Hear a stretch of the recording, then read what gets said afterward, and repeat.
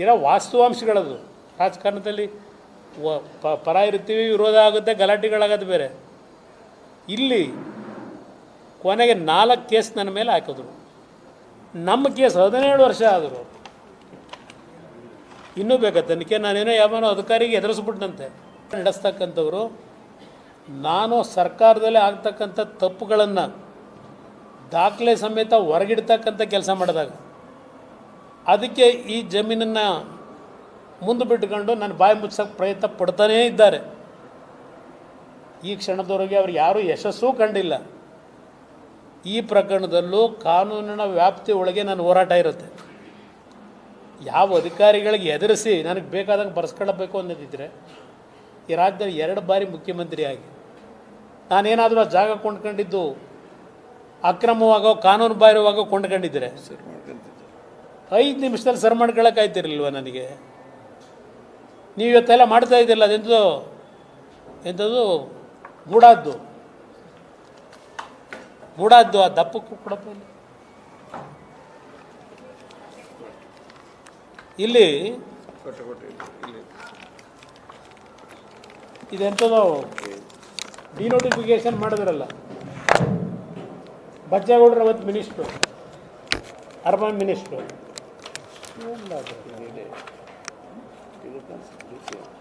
ಇಲ್ಲಿ ನಿಮ್ಮ ಲೋಕಾಯುಕ್ತ ರಿಪೋರ್ಟ್ ದೊಡ್ಡ ರಿಪೋರ್ಟ್ ಕೊಟ್ಟವರಲ್ಲ, ದೊಡ್ಡ ರಿಪೋರ್ಟು. ಇಲ್ಲಿ ಆ ಡಿನೋಟಿಫಿಕೇಷನ್ಗೆ ಅರ್ಜಿ ಕೊಟ್ಟಿದ್ದು ಇವರು ಬಾಮೈದ್ನೆ ಅಂತ ಹೇಳ್ತಾರೆ. ಗೂಡ ಕೇಸಲ್ಲಿ ಆ ಜಾಗದ 15 ಸೀಟಿಂದು ಅದು ನಕಲಿ ಸೈನ್ ಹಾಕಿ ಇವರು ಬಾಮೈದ್ನೆ ಕೊಟ್ಟಿದ್ದು ಅಂತ ಹೇಳ್ತಾರೆ ಅರ್ಜಿನ. ಆ ಅರ್ಜಿ ಕೊಡ್ತಾರಲ್ಲ ಡಿನೋಟಿಫಿಕೇಶನ್ಗೆ ಬಚ್ಚೇಗೌಡರಿಗೆ,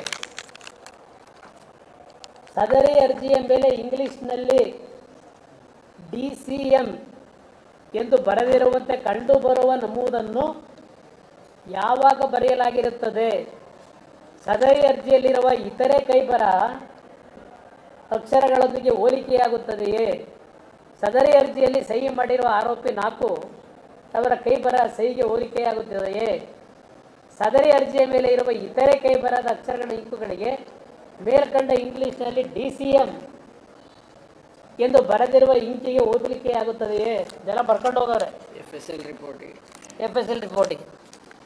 DCM ಅಂದರೆ ಯಾರು?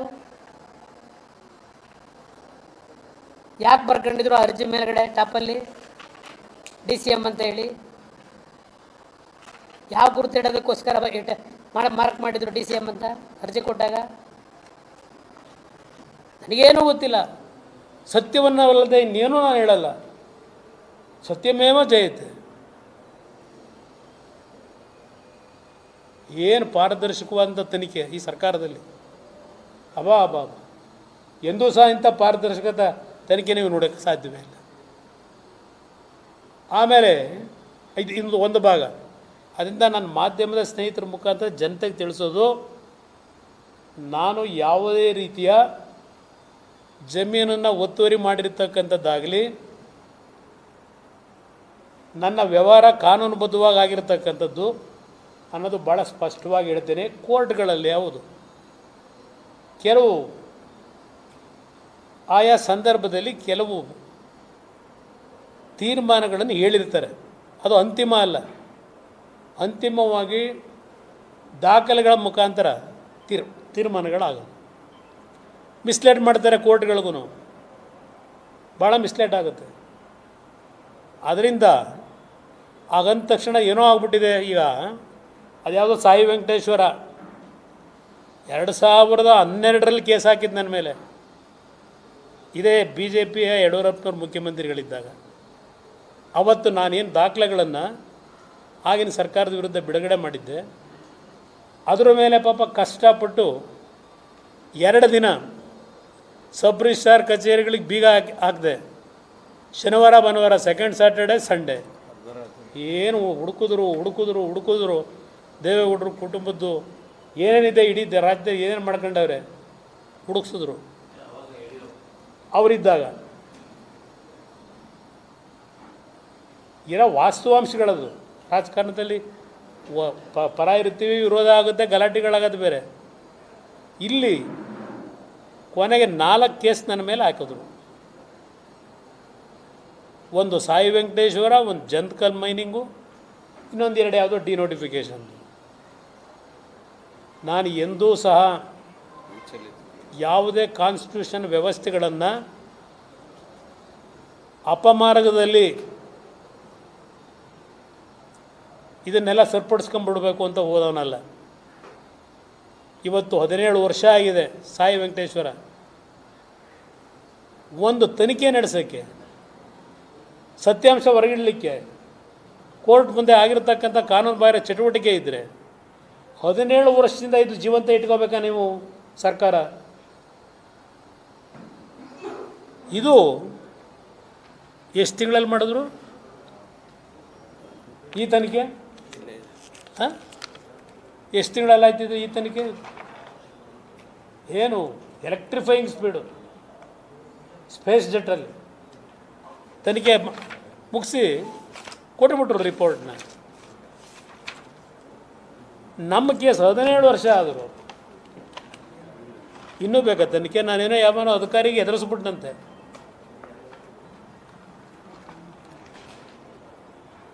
ಹದಿನೇಳು ವರ್ಷದಿಂದ ನಾನು 2ನೇ ಬಾರಿ ಮುಖ್ಯಮಂತ್ರಿ ಇದ್ದಾಗ 10 ನಿಮಿಷದಲ್ಲಿ ಕೇಸ್ನೆಲ್ಲ ವಾಪಸ್ ತೆಗ್ಸೋಕ್ಕಾಯ್ತಿರಲ್ಲ. ನಾನು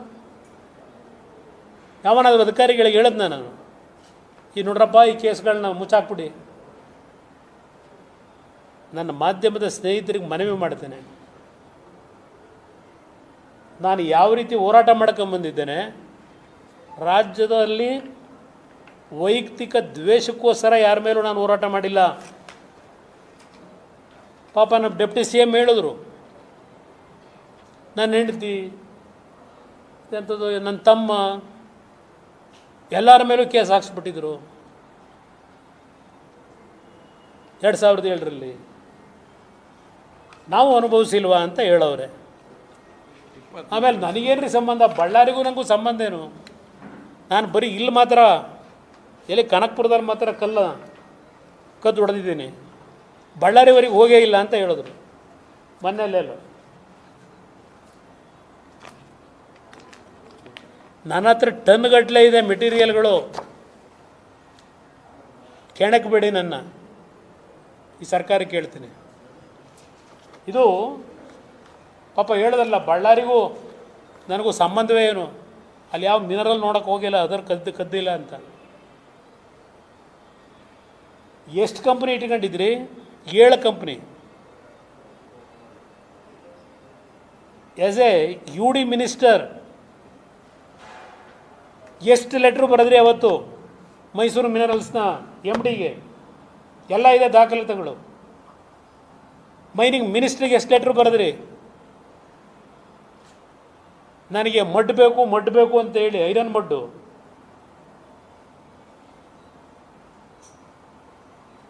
ಯಾವ ಗ್ರೇಡನ್ನು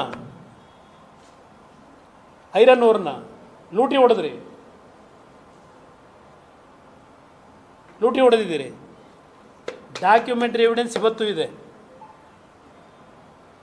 2004 2003ರಲ್ಲಿ UD ಮಿನಿಸ್ಟರ್ ಆಗಿ ಎಷ್ಟು ಹೊಡೆದಿದ್ದೀರಿ ಲೂಟಿ? ಮಡ್ ಹೆಸರಿನಲ್ಲಿ 65 ಗ್ರೇಡ್ನ ಐರನ್ ಓರ್ನ.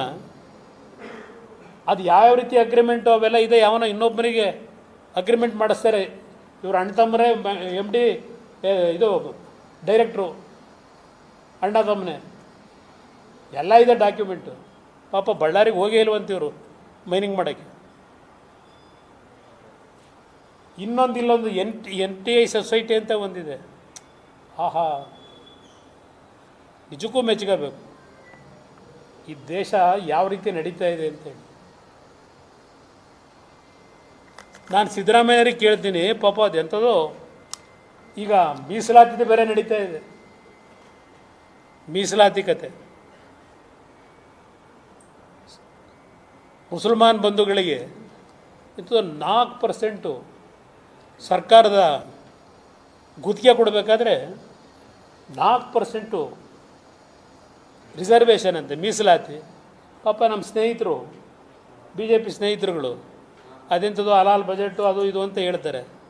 ಅವ್ರು ಯಾವ ಬಜೆಟ್ ಆದರೂ ಮಾಡ್ಕೊಳ್ಳಿ ಅಂತ ಸ್ನೇಹಿತರಿಗೆ ಹೇಳೋದು ನಾನು. 2016-17 50 ಲಕ್ಷ ರೂಪಾಯಿಗಳನ್ನು SC/ST ಕಮ್ಯುನಿಟಿಯ ಯುವಕರಿಗೆ ಗುತ್ತಿಗೆದಾರನಾಗಿ ಜೀವನ ನಡೆಸಲಿಕ್ಕೆ ಮೀಸಲಾತಿ ತಂದರು, ಕೆಲಸ ಕೊಡೋದಕ್ಕೆ. 2016-17 ಸನ್ಮಾನ್ಯ ಸಿದ್ದರಾಮಯ್ಯನವರೇ, ಬಹಳ ನೀವು ಹಿಂದುಳಿದ ವರ್ಗ, ದಲಿತರು, ಪರಿಶಿಷ್ಟ ಜಾತಿಯ ಪರಿಶಿಷ್ಟ ವರ್ಗ ಇವರ ಬದುಕನ್ನು ಏನು ಎತ್ತಾ ಇದ್ದೀರಿ ಮೇಲಿಕ್ಕೆ. 16ರಿಂದ ನೀವು ಗುತ್ತಿಗೆ ಕೊಟ್ಟಿದ್ದೀರಲ್ಲ, ರಿಸರ್ವೇಷನ್ ತಂದ್ರಲ್ಲ.